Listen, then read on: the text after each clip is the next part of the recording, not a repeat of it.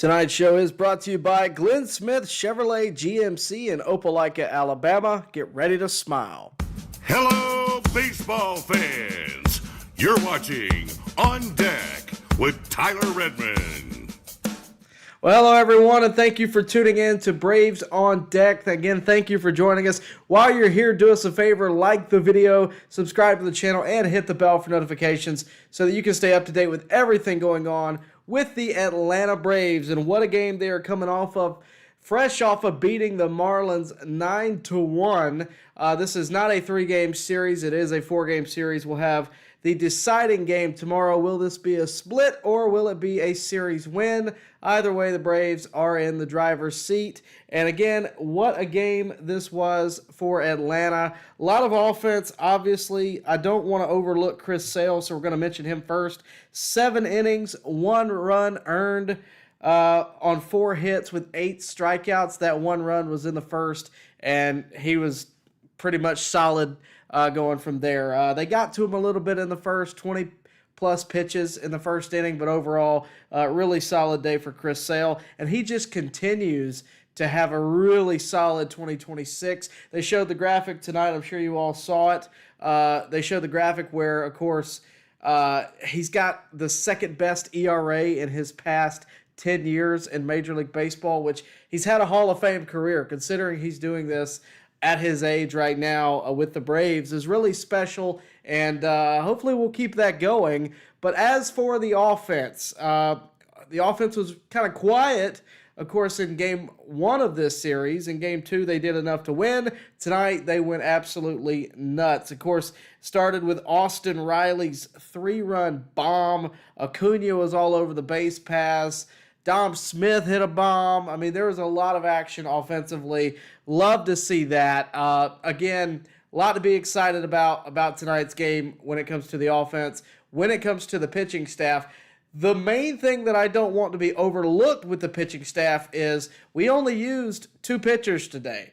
One of those being Chris Sale and the other being Medeiros. So you have pretty much the full bullpen at your disposal going into the 4th game of the series. And again, it's a solid time for the Braves. They still do have the most wins in baseball now, 34. They lead the NL East, no surprise there. They have been absolutely phenomenal, and they're not looking back anytime soon. They're 7-3 in their past 10. The closest one to them in the NL East standings is, of course, the Phillies and the Nationals, who are both 9 games back. It has been very impressive. They are by far, as of right now, the best team in the league. And they've had good competition. This isn't one of those cases where you're one of the best teams in the league and your schedule's just been super weak. I mean, they have been solid up and down this year. They've competed with the best, and they've outdone the best. You can't win them all, but the Braves are winning just about as many as possible. So I do think, though, we are starting to see some of the limitations in the depth of the team. And that was something that I was kind of concerned about early on in the offseason and even early on this year, mainly with the pitching staff, which I've talked about. We've seen it now. Aaron Bummer did not meet and live up to expectations, which is unfortunate. He was released yesterday. And I think we're going to continue to see some of those happen, right? Guys that we thought were going to be around just don't, they don't live up to the expectations. And no, it's no shame to Aaron Bummer. Bummer, of course, battled some shoulder inflammation last year. He's never really been able to figure it out in 2026. The Braves gave him just about every chance they could, and it was time. That said, for what we have, they have been really solid. I know J.R. Ritchie didn't have his best day the other day. I don't think that's solely his fault. There were a couple of ground balls that should have been outs there in the 3rd inning, I believe it was. That was, of course, the one where the Braves lost 12-0. The offense didn't really help. I still think he's really solid. I think he can be really solid. If the Braves continue to let him pitch at the big league level, I think he could be really solid. Strider has made a lot of improvements. I like what we saw out of Strider, especially after the first game. He's come off a couple of really good starts. And speaking of Strider, he's starting tomorrow against Sandy Alcantara for Miami. I'm excited to see that. It should be a good pitcher's duel. Strider does have the better of the two ERAs. I think he's right at 2.5, and Sandy's right at 3.25. So ought to be good fun to watch. A lot has been made about the Marlins starting rotation not being very good. Obviously, we were able to get to Jansen Junk tonight. What a name that is, by the way. We were able to get to him tonight, and that's great. I don't know how we're going to look against Sandy, but we'll find out. That's what we play the games for. But again, very exciting game tonight. The Braves kind of correct course with the past couple of games after a just tumultuous game one. Now, again, they're in the driver's seat. We're either going to split or we're going to win this series against Miami. It's good to see Acuna back. Good to see him running the bases as comfortably as he always did, it seems. And, of course, he's always going to be a showman and strike a pose there at third base. So, yeah, a lot of fun tonight. We still do have some concerns. When we come back, though, before we get into the concerns, I want to talk about some of the good things. I want to talk about one good thing that I think is going to excite all of us, and that being the return of the Austin Riley that we know. When we come back, we're going to talk about Austin Riley and why I think he's really about to pop off. Going on right now at Glenn Smith and Opelika. Enjoy huge savings on our complete lineup of GMC Sierras and GMC Terrains. Full-size and powerful GMC Sierra at $13,500 off. Buy today and make no payments for 120 days. Drive away in the stylish GMC Terrain as low as $395 a month. People from all over the USA buy from Glenn Smith Chevrolet. Check us out 24/7 at glennsmith.com. Get ready to smile. Going on right now at Glenn Smith and Opelika. Both Chevy Silverado and Traverse are ready for you. Get supplier pricing today on all new Chevy Silverado 1500s with up to $13,500 off. Or get a loaded Traverse, the roomy Chevy SUV with third row seating, and enjoy up to $6,000 off. Buy today and make no payments for 120 days. Smart people from all over the USA buy from Glenn Smith Chevrolet. Get ready to smile.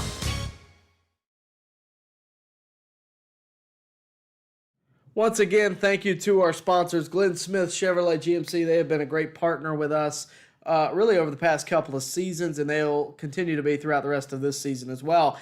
Real quick, let's talk about Austin Riley. Why do I think he's about to pop off? I've thought this for a while. It's finally kind of coming to fruition where we're seeing it, and it's showing up in good moments. I mean, Chipper Jones has talked about this, I want to say on 680 The Fan. Austin always kind of goes through this where he goes in a slump and you see him start to do things and you're like, all right, when he figures it out, somebody's going to pay for it, right? Well, I think we're hitting that time frame right now. I get it. We're taking on Miami. He hit a 3-run bomb tonight, but it's against Miami. Well, he also did it a few days ago against the Red Sox. So I really do think Austin has turned a corner. I think he's figured out his swing. He told Chipper, what Chipper said the other day was that it wasn't any mechanic in his swing that Riley thought was wrong. It was all just missing it. And I think he's finally figured out what he needed to do to correct that, and we're going to see a different side of Austin Riley, I hope, for the remainder of this season. Obviously, his stats aren't living up to expectations. He's hitting just above the Mendoza line, a .211 batting average. His homer numbers are okay. They could be better, and I think they will be better going forward. Austin is probably putting pressure on himself because he didn't have the start that he wanted to. And I really feel like that Austin's going to be much more the Austin Riley that we know he can be. Past couple of years, he's battled some injuries. He's finally healthy. He's lost a little weight, looks a little different, had a different training regimen. A lot was made about that in the offseason. At the end of the day, the guy can hit. We know he can hit, and when he can hit, he can carry a team for a month. We saw it in 2019. He, of course, came up his rookie year, was hitting like Babe Ruth in the minor leagues, came up to the big leagues and kept on that hot streak, really helped the Braves that year.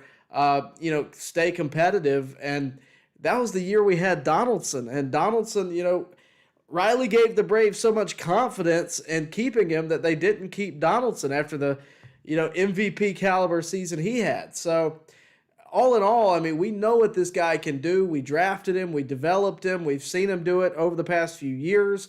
And I have no doubt that Riley's about to turn it on. I really feel like he's doing the right things at the plate. His plate approaches have been more consistent.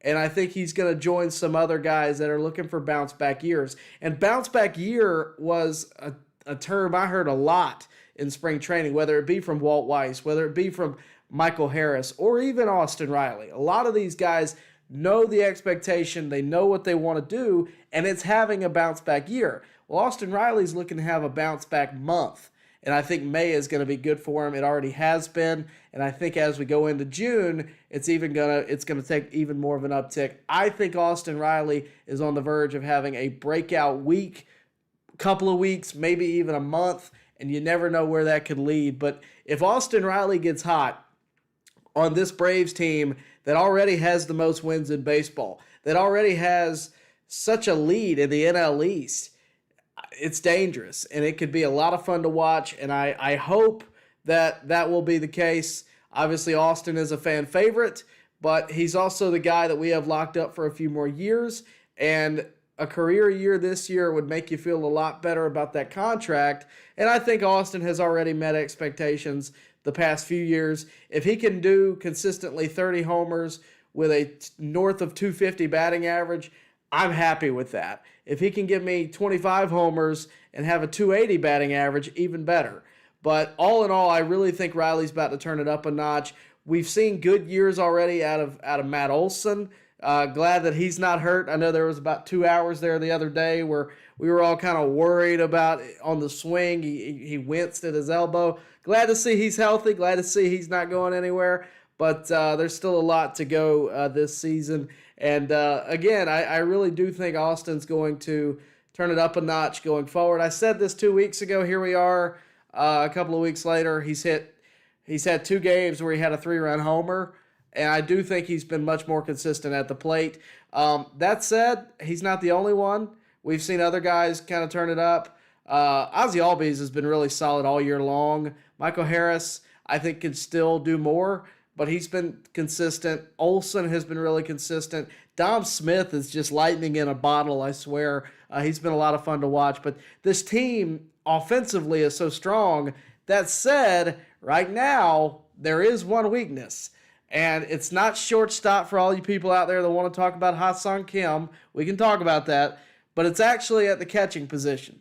Obviously, Sean Murphy went out. Now Drake Baldwin's out at least 10 days with an oblique. Probably more like a month. We all know how obliques work.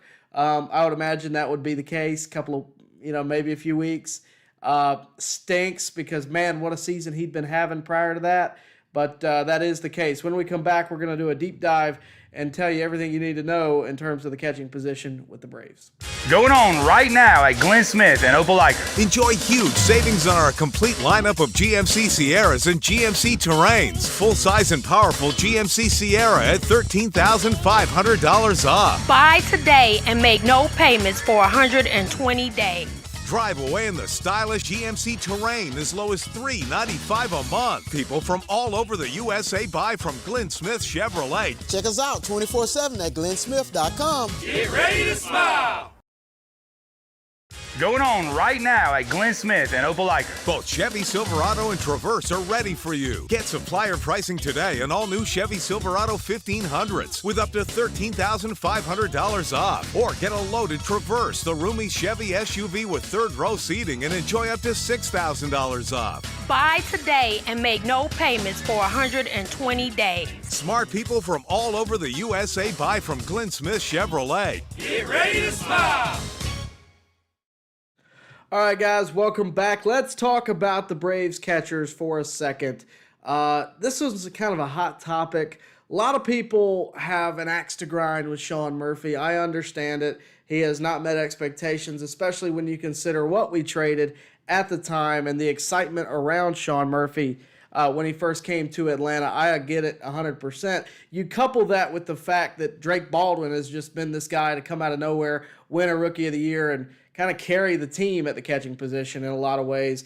I understand it completely, but at the end of the day, Sean Murphy is an excellent player. It just stinks that they're both hurt at the same time. It especially stinks because Jonah Heim you let go right before all this happened, right after he had a 5 RBI game. It absolutely stinks. That said, you do have Sandy Leon, you do have Chadwick Tromp. The Braves are going to make do with what they have, but it's not ideal. And a lot of people think, why not make a trade, right? Why not trade for a catcher? Well, why trade for a catcher when you know you're going to get both of those guys back prior to the end of the year, and you're already having the best season that the Braves have had in quite a while, at least at the start. So you don't really need to do that. Also, you could potentially trade a Sean Murphy, or if you wanted to, Drake Baldwin. I would probably lean toward Sean Murphy. But you could throw him into a trade if you wanted. At the end of the day, though, I just don't think the Braves are going to do that. I think they believe in the catching core they have. And all in all, when it comes to Baldwin, it just stinks. He was having an MVP caliber season at the start. Now you have to wonder what it's going to look like when he gets back. Is it going to be touch and go? Considering how young he is, I would venture to say no. I would hope to say no, but we just don't know. And ultimately, with Drake Baldwin, I feel like he's going to come back and be fine. It's just going to be 4 weeks without him that you're going to be trusting Sandy Leon behind the plate and Chadwick Tromp, which I don't really doubt Chadwick. I think defensively Chadwick is fine. Offensively, I have questions with both. And Sandy's a suitable catcher, but he just hasn't had a ton of big league time, and when he has, he's not Drake Baldwin and he's not Sean Murphy. I felt much better with Jonah Heim behind the plate, and I think the Braves did too. And obviously, you kind of kick yourself a little bit after you trade a guy like that, but there was nowhere to put him. They were never going to carry 3 catchers, but now we find ourselves in a pickle, right? So we'll have to see how they go about it. But yeah, it's very frustrating because of all the injuries that we've had over the years to see both of our catchers go out at the same time. I hate to say this, and it's not a knock on Sandy, but I can't help but feel like because it was neither Sean or Drake behind the plate, specifically Drake, because Chris always speaks so highly of Drake Baldwin, I can't help but feel like that first inning trouble was somewhat due to the guy behind the plate as opposed to the guy on the mound, just because of you have to build that relationship. And I don't know how much Chris and Sandy Leon have been a battery together, but they obviously worked through it. They won the game, and that's all good. But there is concern, right? You do have some concern going forward. You're not going to have Baldwin in the lineup every day. You're not going to have him behind the plate. You're also not going to have Murphy. And the other thing is, Murphy has battled injuries year after year with the Braves, and now once again he's doing that. So the question does become, what is he going to be when he gets back? Because he's never really been able to have an injury and come back and light up the scorecard. So I'm interested to see it. I don't know what they're going to be when they get back. I don't know what the timetable is. Oblique, I would estimate it's like a month. So I guess we'd be talking, I don't know, somewhere around June 20th maybe. But that's, I'm not a doctor, and, obliques are a tricky thing. With Murphy, I have no idea. That's so out of my realm of knowledge. But I do know that they're both going to miss substantial time. It's a good thing that Acuna is back. That kind of helps with the offensive side of things. But, it really, they're catchers first, and the pitching staff, I think, very well could take a hit. Speaking of the pitching staff, I mentioned earlier, Aaron Bummer, of course, was released yesterday.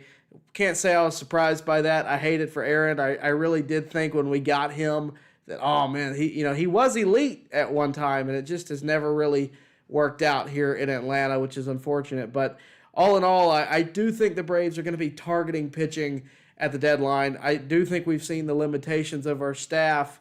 You get in a 7-game series, I think the Braves can beat anybody. But over the course of the season, I do think you're going to need some more guys in the rotation.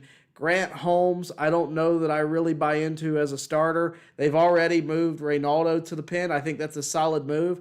I think Grant Holmes kind of belongs there too, and I hate to say that. It's not that I don't believe that Holmes has the stuff or can be successful. It's, can he be durable enough to get through August, September, and into October? And repeatedly do this every season. I just have my doubts. He's been a career reliever in the minors. He's great at long relief. I kind of like having that weapon in the bullpen. It's not a topic that a lot of people talk about, and when I do talk about it, I get a lot of pushback. But I just don't know that I believe that Holmes is the guy for the rotation, which is why I believe that we're either going to go get somebody at the trade deadline, or we may welcome somebody back, i.e. an A.J. Smith-Shawver or Hurston Waldrop or somebody along those lines, because we do have a lot of guys on the sidelines. And that could push Holmes back into the bullpen. And that's what happened with Reynaldo is we started getting guys back. Strider, for example, we started getting guys back, and Reynaldo wasn't really holding his own as a starter. So a lot can happen in the course of the season, but I do believe that the Braves still could use some front-end relievers, not necessarily back-end relievers. And I do think if you wanted to get a starter at the deadline and maybe even extend him beyond this year, if you can pull that off, you need to do it. That's my opinion. But we'll see what happens. I mean, that's a long ways away. We're only in May, so we'll see how it plays out. But the trade deadline is going to be a lot of fun. It always is. We're, of course, going to be here. I guess that'll be August, right? I want to say it's August. But, yeah, that'll be a lot of fun to talk about when we get there. Guys, we're going to take one more break. When we come back, we're going to hop in the chat. We're going to talk to you, answer all your questions, as many of them as we can. That said, if you would like the video, subscribe to the channel, hit the bell for notifications. We certainly would appreciate it. We'll be right back. Again, we're getting to your comments when we return.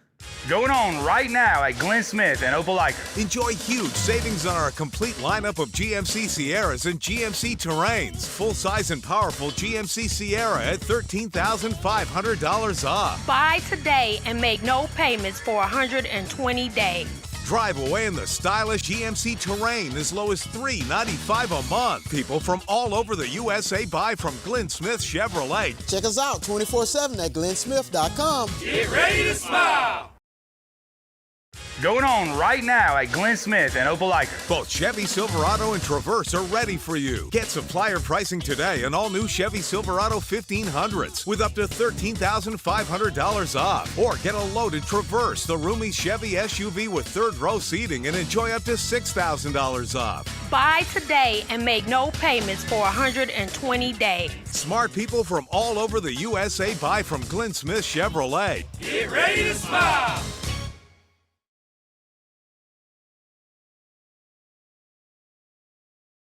All right, guys, welcome back. Again, thank you all for joining us. Really do appreciate it. We're trying to do more of these live streams throughout the season. Had an opportunity to do it tonight and wanted to hop on and not only talk about tonight's game and this series, but also just the overall topics going on, what we're being set up for come the deadline and what that's going to look like. So all in all, good day. And hopefully we're going to have a good week, good month, and the Braves are going to keep on doing what they've been doing into the postseason. That said, I want to issue a thank you, number one. That is, of course, to On The Go with CeeLo. A lot of you guys might have come from his stream. Really do appreciate him. Always kind of redirects his traffic to us if we do a live stream, and we really appreciate that. I also want to send a thank you to all of you guys that are watching this one. But also, we put out a tribute video of Bobby Cox this week. The day he passed, I got the notification and immediately came in here and started editing because I have so many interviews with Leo Mazzoni, Terry Pendleton, Ryan Klesko, all these guys that either played for Bobby or knew Bobby. Daryl Cheney's another one. And I put a tribute video together to honor Bobby, and I expected maybe 1,000 views on it. You guys, way over clicked it compared to what I thought. 15,000 views, I believe, at the current date. And I got to thank you for that. It was an awesome tribute to Bobby from you that you guys took the time to watch it and listen to it. And I know you watched it because people were commenting about interviews that were late in the video. So I really wanted to thank you all for that. And again, we lost two legends in 1 week with both Ted Turner and Bobby Cox. This is going to be my last call for these. I've put these on Twitter. I am selling patches, jersey style patches. They're going to be 2¼ inch by 2¼ inch.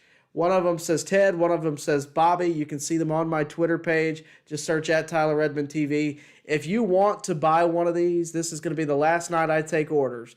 But if you want to buy one, message me on Twitter. I'll be happy to set you up and we'll get you paid for, and I'll get them to you because I would love for you to do it. All proceeds, I am not making money on this. All proceeds will go to Daryl Cheney's United Way of White County Golf Tournament. This golf tournament is a charity that I'm involved with. It is a charity that Bobby Cox was involved with prior to his stroke a few years ago. And it's something that he did believe in. So that said, again, all proceeds go to that. Again, we're not looking to make money on this. I am purely looking to do something for you guys as a memento for both Ted and Bobby, but also to do something nice in their honor, and that is, of course, donating to charity. So if you've bought one already, thank you so much. If you haven't and you want one, either comment on the channel and we'll work it out, or message me on Twitter, again, at Tyler Redmond TV. I believe the link is in the description. I would really appreciate any last-minute orders we can get in. The more we get, obviously, the more money that goes to the charity. So thank you all so much. And again, thank you for watching the Bobby Cox video. Thank you again for that. We really do appreciate it. Speaking of Bobby Cox, Sergeant Gibby has a great comment. Tomorrow is Bobby Cox's birthday, which means that the Braves really need a win over the Marlins to win the series, because there's nothing like honoring Bobby Cox than by winning this series. You can't win them all, but you need to try to win every series. And that was always Bobby's way of doing things. That'd be a great tribute to him. Daniel Barry, Anthony, both chiming in. Jake Hobby says, last 2 games have been pretty good after whatever Monday was. Yeah, I didn't watch Monday's game after about the 6th inning. I just kind of moved on. Dirty Dom got robbed. Yeah, I saw that. Is it true that they gave him back the triple? Because it should have been a triple. I believe they went back and called it a triple, which good for him. I do believe that's the case. I saw it on Twitter, but you can't really trust Twitter or X, whatever it's called these days. But yeah, I hope they gave it back to him. He certainly deserves it. Let's see. Jake Hobby says junk is a name. Talking about Jansen Junk. When I saw that name today, I sat here and I thought, man, the Marlins always get these guys. I'd never even heard of Jansen Junk before this season. But they always get these guys with cool names, right? Especially pitchers. Like Anthony Bender comes to mind. Zach Pop comes to mind. Now, of course, Jansen Junk. It's like, this is a video game character. This is not a real person. But obviously, the Braves were able to see through the junk, and they were able to pop off tonight. So, solid. On the go, says Riley has been good against the Marlins in the past. Well, he's not the only one. Acuna is known to be pretty good against the Marlins. He takes it personal when he faces the Marlins, and I respect it. Let's see. Yeah, they did change Dom's hit in the 8th back to a triple. Good for Dom. Happy to see that. Sergeant Gibby says Sandy Leon and Trump just need to work counts and foul stuff off if they aren't going to get hits. Well, I think that's pretty much what they're doing or trying to do. Sandy did have a pretty good at-bat tonight, if I'm not mistaken, where he kind of worked the count and did what he could. He saw a few extra pitches, which was solid. I think Chadwick could actually pop off and do something offensively at some point. We've just never really seen it consistently. I have more faith in Chadwick than I do Sandy, but we're going to have to see where we go from here and how it plays out. I think either way, the Braves are good enough to win without him, especially with getting Acuna back. That helps tremendously. But we're going to have to wait and see how it goes exactly. Let's see. Scroll down a little bit. RIP Bobby and Ted. Thank you, Jake, for that. Yasuki Knight says, get well soon, Drake. That's why I never criticize Sean for getting hurt, because baseball is a tough sport to stay healthy. And as far as Aaron goes, it was time to move on. Yeah, I do agree. And you don't root for that. Like, I know we all have guys who are like, oh, brother, he's in the game. I don't know if we had gotten to that point with Aaron, but it was definitely like, okay, we've played this game before. We know how it ends. and it's always the same result, and it just hasn't been consistent. And he hasn't been able to really. The reason I think the Braves decided to move on is not necessarily the on-field result in the way that we're thinking, right? It's not necessarily the fact that he gave up runs or that that's not really what it was. I mean, it's part of it, but it's more so Bummer's art when he was elite. He had a very good talent, I would say, at getting ground ball outs, soft hit, ground ball outs, and he got hit hard a lot so far this season, and that was the biggest red flag, I'd say, that kind of made the Braves go, all right, we need to move on, and so they did, and obviously we're probably in the process of trying to find some other relievers and seeing what we can do, but hopefully Aaron finds somewhere to go, maybe back to Chicago, but I don't think he's done, but it is tough, especially when the Braves are also eating $6 million of that contract, right? So it's not great, but it kind of is what it is. Scooter Puff says, getting outright released is rough. Hate to see a guy just not have it anymore like that, but sometimes it happens, Tyler Matzik is a legend in Braves country, forever will be. I was at the game when he struck out Pujols, Mookie, and whoever the other guy was. I was there. It was electric. But then the next year or two, he just never really found it again, right? That happens. It's part of the game. And in today's game where guys are throwing really hard, Souza, thank you. When guys are throwing really hard, I hate to say it, injuries are going to happen, right? If you don't believe me, listen to Leo Mazzoni. But I hate it for Aaron. I do think he could work out and maybe get a minor league deal and work back to the majors, and I would like to see that. Because look, I was a believer when he first came up when he first got traded to us. I was really a believer of him because it's like, okay, yeah, he hasn't been as elite here lately, but I do think that with the Braves, if you're gonna be with any team, that the development that the Braves provide is second to none. So I really believed in what he could do, and it just this year especially it's just not panned out. I don't know if anybody's picked him up. I don't think so, but good question, Anthony. Really do appreciate all of you guys tuning in tonight. Good stream. I don't know if we have any more questions, but did want to jump on tonight and talk Braves with you guys. Again, I plan to do more of this as time goes on, but hadn't been able to do it lately. Truthfully, I've been sick for about a month, different things. I've had laryngitis where I couldn't talk for 4 or 5 days at all. Couldn't be on TV, which for me, that's like, might as well be dead. I had a cough. Then I got an ear infection. Now I have a ruptured eardrum. I am broadcasting to you tonight with a ruptured eardrum. So we're fighting through it. But it's been a month. I'm happy to be back on and happy I could jump on and talk with you guys and obviously honor Ted Turner and Bobby Cox and talk about the Braves tonight.